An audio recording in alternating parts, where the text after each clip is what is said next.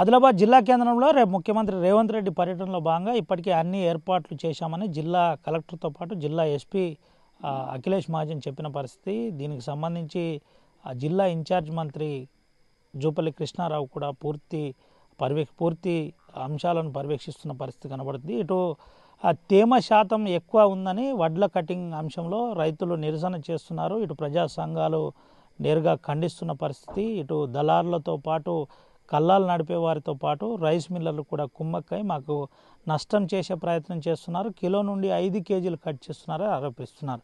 ఇటు రేపు జిల్లా కలెక్టర్ 10వ తేదీన హాలిడే ప్రకటిస్తున్నట్టు జిల్లా కలెక్టర్ కుమార్ దీపక్ చెప్పారు. మొదటి విడత ఎన్నికల్లో భాగంగా ఈ నిర్ణయం తీసుకున్నామని చెప్పారు. అటు సమస్యాత్మక పోలింగ్ బూతుల్లో ఇప్పటికే అన్ని ఏర్పాట్లు చేశారు. 3వ విడత పోలింగ్ బూత్ అంశంలో ఇప్పటికే కొమరంభీం ఆసిఫాబాద్ జిల్లాలో సమస్యాత్మక ప్రాంతాల్లో కంప్లీట్ చేసిన పరిస్థితి కనబడింది.